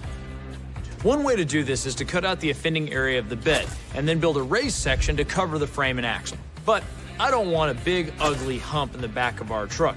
I'm after a much cleaner look and a fully functional truck bed. I mean, you can't slide a lawnmower over something like that. So instead, we're gonna raise the bed floor 5.5 inches. Now, typically, to accomplish this, you use a combination of things like a wood block, rubber block, or a steel spacer, and you just keep stacking them up until you get it high as you need it.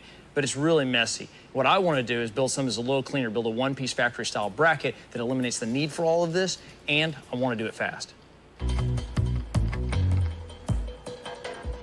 Now, typically, I'd lay out what I want and cut it by hand, but since I'm going to need 6 of these and they all need to be identical, I'm gonna map out this part using computer-aided design software. Now, I get to pull out the big gun, our computer numerical controlled plasma cutter, or CNC. Please, hurry up. Okay.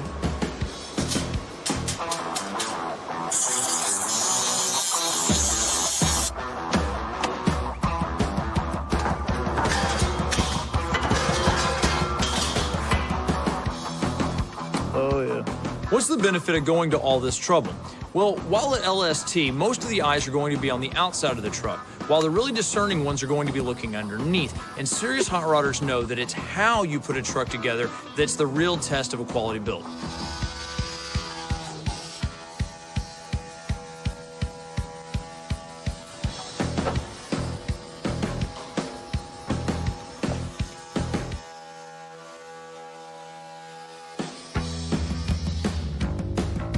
This part looks like it's going to work great, and I, for one, am happy to have finally made it to the 21st century. About time something went right. Take my toys and go home. Coming up, Aaron, check it out. Richard's latest monster gamble lifts Aaron to new heights. Awesome. It's like a hot rod version of a dump truck. But the 49 Chevy What's holding this up here? It fits like crap. brings him crashing back down. So today, I have one goal. Get the bed on the truck. Should be simple, right? Damn it, the friggin' holes aren't lining up. Nothing on this thing fit right. It's so bad. Yep. It's making my beard hair fall out. This is the way the doors fit. That's the way the hood fits. Dare we? What could go wrong? Got mine. Did you? Oh, way to go. Golly, that was a pain in the rear, man. you think this is bad? Wait till you have kids and you have to put a swing set together. Boy, I think I'll pass on that one for now. It's not too late. Hey guys, take 5 and come outside. You're gonna want to see this. My new toy's here. Another toy? You bought a rig? Heck no, man. We're gonna start crushing stuff and doing backflips. Monster truck, man. Really? Yeah. Let me introduce you to the latest addition to my Gas Monkey empire. That's right, a Gas Monkey Monster Jam truck. Super rad. Monster Jam is the ultimate monster truck showdown. These crazy car crushers draw big crowds. Big and brash is what Gas Monkey's all about, so I thought, why not sponsor a team? It's another great way to get our name out there and one of the loudest ways possible. Get you some of that! Now, we know cars, but this is kind of a different ball game, and I'm excited to get in there and play. What are we running for a motor? This motor, we put a 540 cubic inch Richard Midget motor, and it's blown injected on alcohol. Wow. So it just dynoed out at 1,500 horse before we got here. That is rad. And Lindsay, you're the mechanic? Yes, sir. Right on. You gotta have mechanics that look like you around here more often. That's, hey, I'm just saying. Easy. Sorry, buddy.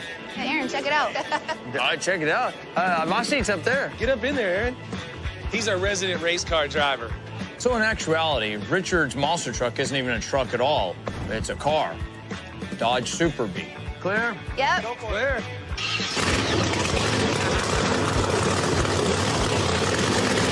Sitting up there, the big kid in me thinks this is a monumental waste of material.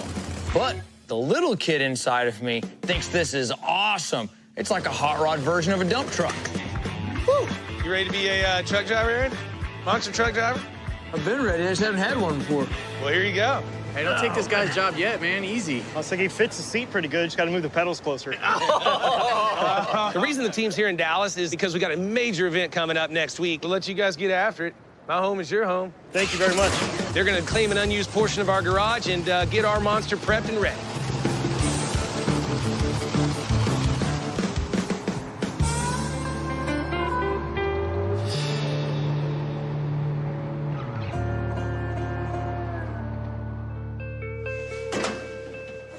Holy crap. It's so heavy. Oh, shoot. Since there's still nothing to paint yet, I gotta help assemble the front end today. Dang it. I hate you. Aaron went with an aftermarket hood. Here's the thing. According to the guy that sold it to us, we should pretty much just be able to adjust the springs and hinges a little bit, and it should just slide right into place. You think that's right? No, look, it's hitting the hood. We kept sliding the hinges around forward and backwards.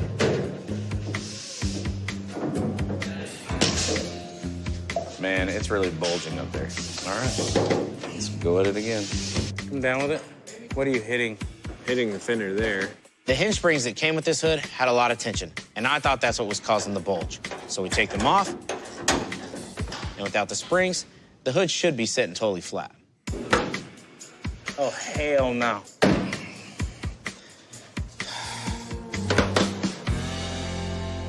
This hood officially sucks. It's in the suck category. Hey, what's holding this up here? All he said was we had to have the hood on it. He didn't say the had to fit. It'll close. It's hiked up in the back like it's taking a piss, like a dog taking a piss. On one side or both? One side. We're all over the fender. We're kind of the same situation that they're having with the doors. Man, I couldn't be more bummed. This thing's standing up 3/8 of an inch in the top. I know. And the hinges are completely loose. You want to try and put the old one on, see? Might as well. We ain't getting nowhere with this one. Well, I like the one-piece hood, but I like the one that fits the truck better. Yeah, me too. So let's pick the one that fights us the least. I like the way you think. When we started this build, I was actually planning on using the original hood, but the top edge was warped during sandblasting, which is always a risk you take whenever you pound 70-year-old steel with super angry scouring media. I didn't think it was worth the time to try and save it. Now I'm thinking it might be the quickest solution available to us. Are you ready?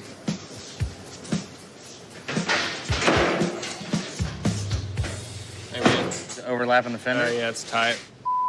Still bowed out? Yeah. This one's no different. And it fits like crap. Turns out my first instincts about the original hood were spot on. It still as whooped out as ever. Yeah. It's all blown out on the side over here and low over there. Some pushing and tweaking won't fix that. Which leaves us between the rock and a hard place.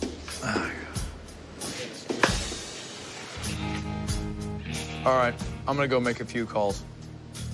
Joe, I was wondering if you had any 49 Chevy trucks sitting around over there. I'm looking for a hood, but it needs to be in primo condition. At this point, I think our best solution is call a local junkyard that only specializes in old cars. Hopefully we can find an original hood that's in better shape. As it is, we busted through another day in our schedule and we don't have a whole lot to show for it. Any more issues like this and we're seriously in danger of not finishing the truck in time for the show. All right, I'll get to paint you someday. I hope. Next week on Fast and Loud. This is a whoa moment. With the truck show getting closer by the minute. You got a problem? Pressure is getting more intense. The 49 Chevy continues to keep the monkeys up at night. It's getting down to that point where we ain't gonna make it. Meanwhile, Richard tries to go high on the tea bucket. 15 grand? How about 10?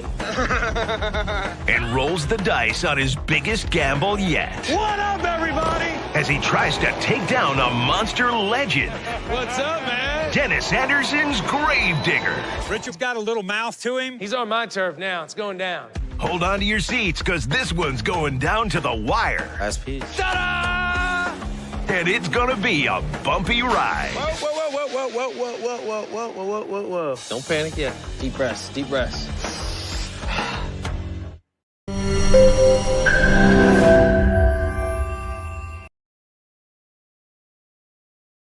আমি ভুল করে আসলে একটা রাজ্যে ঢুকে গিয়েছিলাম। ওই রাজ্যে ঢুকে গিয়ে এক সুন্দরী রাজকন্যা দেখা পেয়েছিলাম। রাজকন্যাটা এত সুন্দর, আমি এত সুন্দর রাজকন্যা কখনো দেখিনি। প্রতিটা সূর্যাস্ত হলো নতুন করে প্রেমে পড়ার সুযোগ। আমিও শুনেছি প্রত্যেক সূর্যাস্তই হলো ভালোবাসার সাথে একটি নতুন দিনের অপেক্ষা।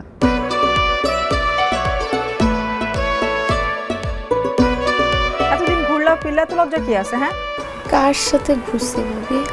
তপু? উনি তো তপু ভাই না।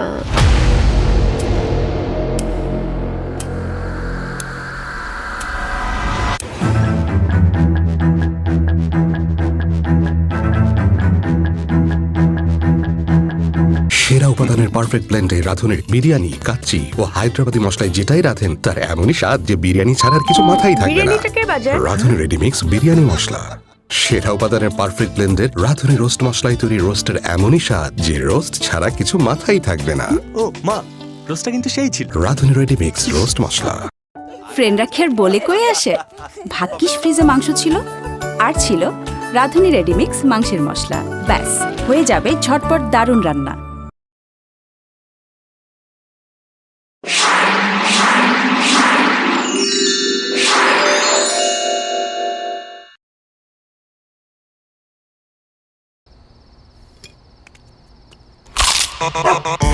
ভীষণ কুড়মুড়ে গোলমার্ক পপস বিস্কুট, একটু জায়গা বুঝে খান। শুধু আমার ঘরেই না, আমার পরামর্শ এখন গ্রামের অনেকের ঘরে, এবং খাবারের চালে Shyamoli cement sheet. Shyamoli cement sheet আজীবন superhit. Are you crazy? Do you want to die? আমি তো তোমাকেই খুঁজছি জানেমান, আমাদেরকে রাস্তায় ফেলে দিয়ে আসছো। একবারও চিন্তা হয়নি যে এই দুইটা মানুষের কি হবে? You heartless. রাত হোক, তারপর দেখবি খেলা কাকে বলে, কত প্রকার কি। ওয়াও, খেলা হবে। সমস্যাটা কি আপনার? I have lost my way. Me two. লাঠি দিয়ে বাড়ি বানানোর মানে কি? তোর ভাবগতি তো আমার কিছু ঠিক মনে হচ্ছে না রে। I think I'm in love with her. তাহলে দেরি কেন, যা বলে দে।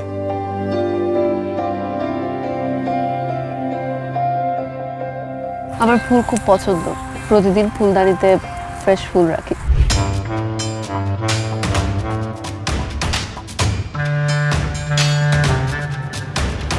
তার মানে কি হলো ব্যাপারটা? She is engaged. আমারই ভুল হয়েছে, আমার বোঝা উচিত ছিল, কিংবা নাহলোকে জিজ্ঞেস করা উচিত ছিল।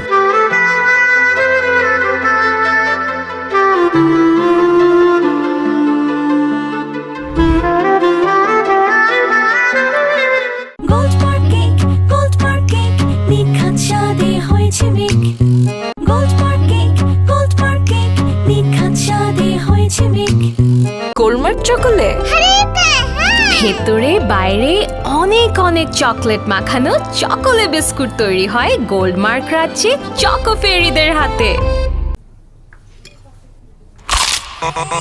ভীষণ কুড়মুড়ে গোলমার্ক পপস বিস্কুট, একটু জায়গা বুঝে খান।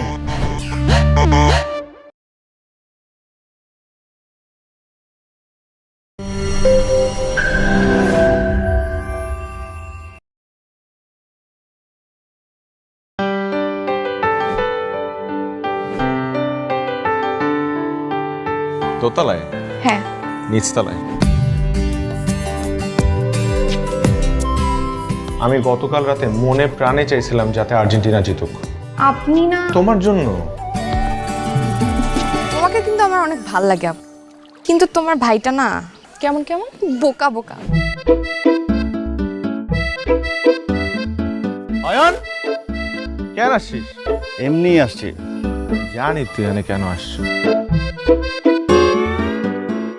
আপনাকে ঈদের শুভেচ্ছা। হৃদয় নায়ের বইটা ধরে ভালোবাসা বাইছে। এই ঈদে আমি তোমাকে কিছু একটা দিতে চাই।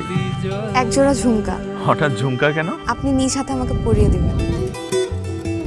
মেঘে মেঘে উড়ে যাওয়া স্বপ্নগুলো ছোঁবার আশায় অচেনা মায়ারি পিছুটান। শুধু তোমারই আশায় আমি ভেসে যাব দূর অজানায়। আমি মুরগির মাংস খাবো। ছেলেটারই মুরগির আবদার নতুন কিছু না, তাই বাসায় রাখি রাঁধুনি রেডিমিক্স মুরগির মাংসের মশলা। ব্যাস হয়ে যাবে ঝটপট দারুণ রান্না। রাঁধুনি মেজবানি মাংসের মশলা থাকলে আসল মেজবানি রান্না কোনো ব্যাপারই না। রাঁধুনি কালাভুনা মশলা থাকলে আসল কালাভুনা রান্না কোনো ব্যাপারই না।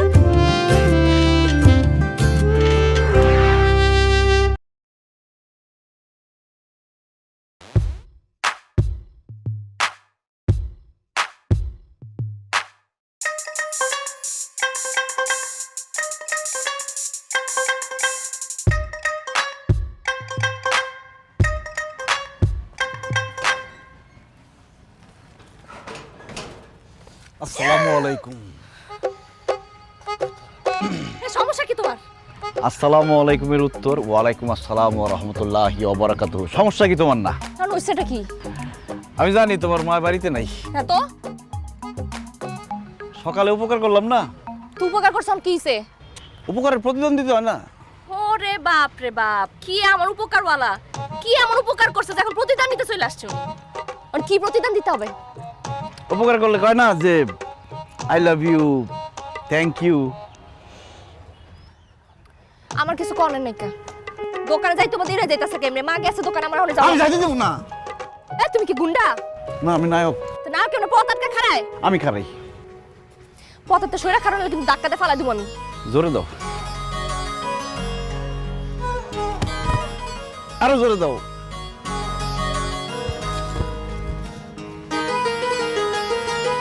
কি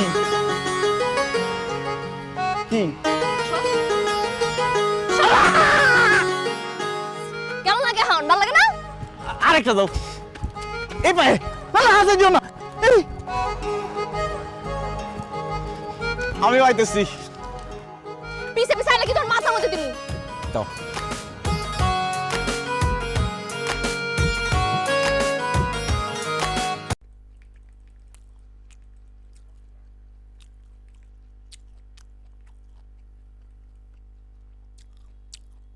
Bạn nhìn cái thằng kia lên đồ kìa, chịu ạ. Thằng quên lên đồ cực bẩn đấy.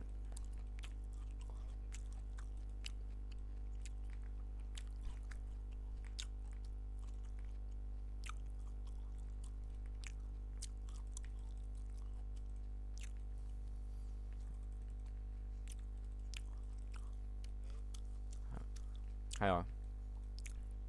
Thế nó có tuyệt vời còn gì ạ?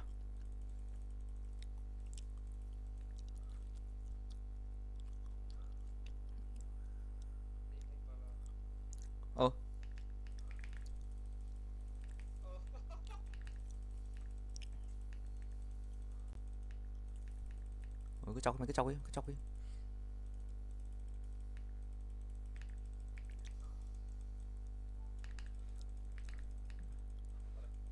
Ủa thế là bạn này.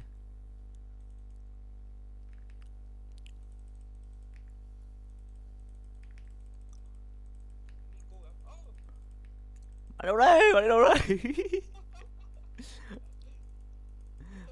Thật sự hết mana bạn ơi. Nhon bạn nhon đi, bạn nhon đi. Nhanh thế, bạn nhanh từ bạn hút cái trụ đấy bạn cút rồi. Hay đây bạn ơi, hay. Hơi cực bẩn đấy. Nào giống đất sống dai bạn ơi, sống dai điện thoại cái.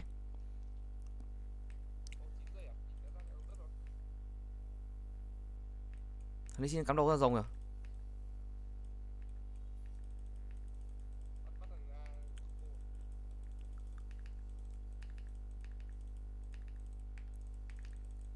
Làm trò gì vậy?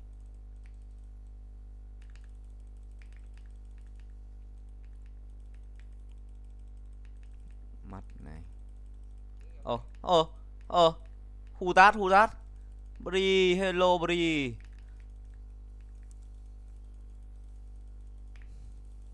Ôi, lại cái gì nữa, đánh nhanh lên.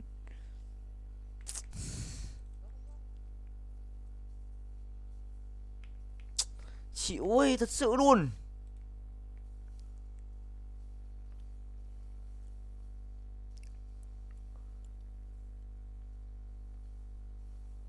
Hồi tìm núp bọn này.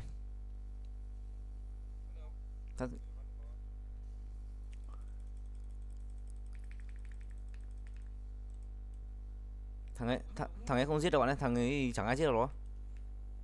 Chỉ một mình. Tôi tới giúp thì có đám cái liễu bạn này.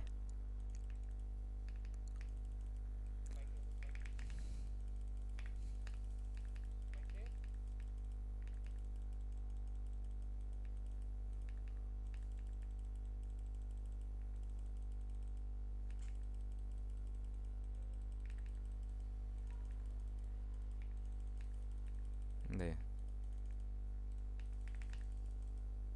Cút.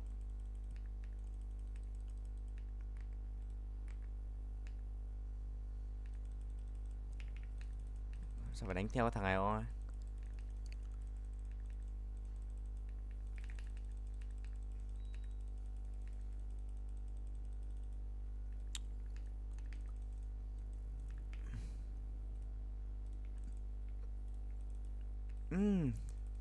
Thằng ấy zombie đấy.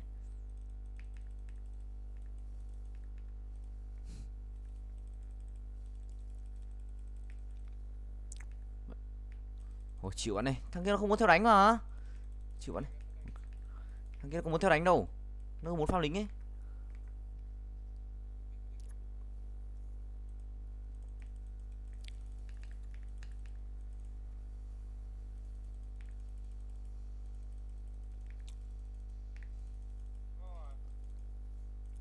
Kết thúc rồi. Hoàn toàn bạn này.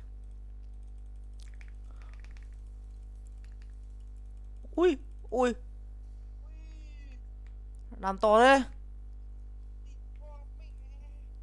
Mình khám phép các bạn ấy. Thằng kia nó chơi vị tự kỷ sao bạn ạ.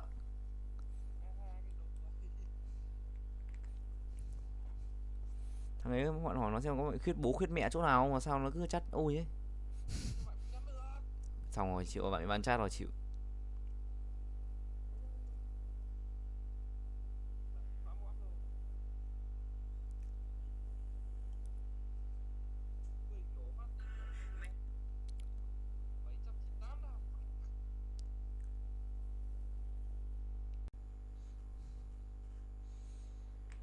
Tại Min Tin.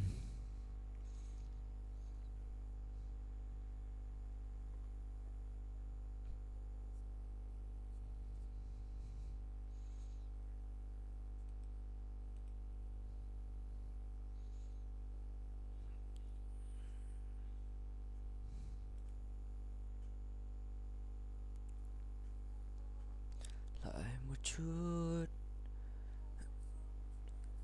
Danh xuất hiện ở thứ tha mỗi lần. Em như con nước trong veo.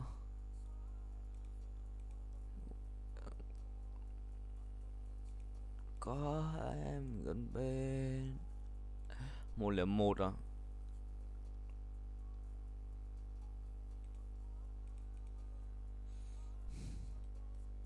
Đâu rồi, ở đâu?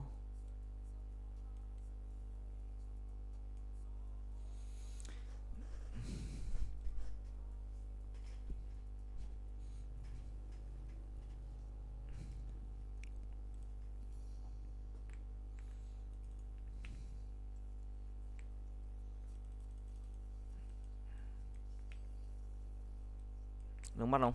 Nước mắt đi.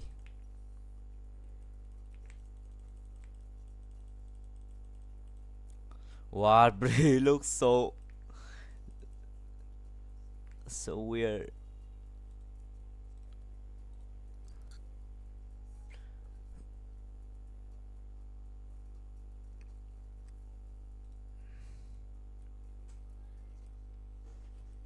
Bị cái tướng không chạm được.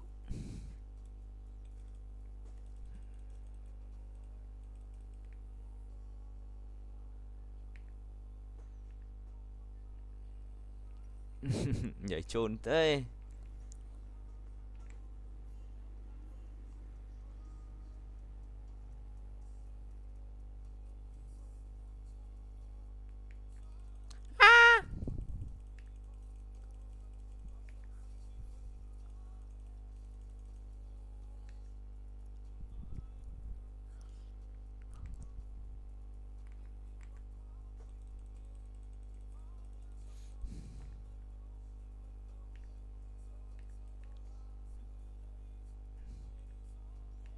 Rồi, AD một mạng rồi, nói so.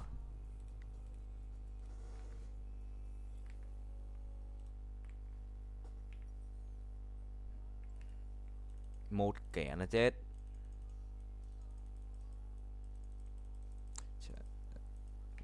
Ấy dịu dàng, lợi thì tâm ngọt ngào bé.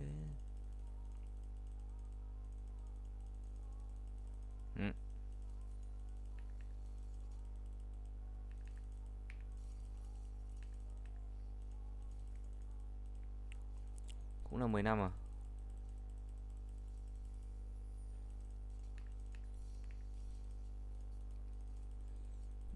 Nốt nhạc qua cùng cái mic.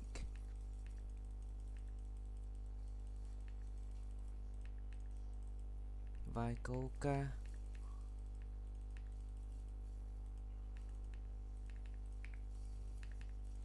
Có lẽ giờ này em đã ngủ say.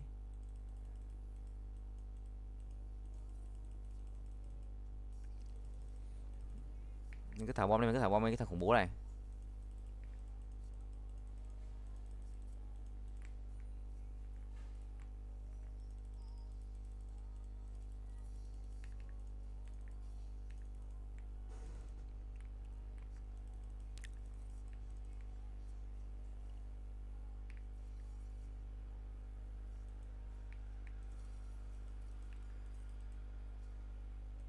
Thật 200 lần.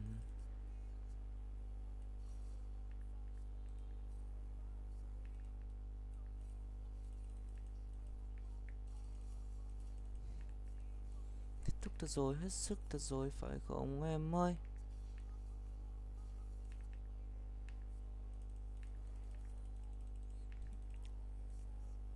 What? Thằng ấy vẫn ở đây vậy?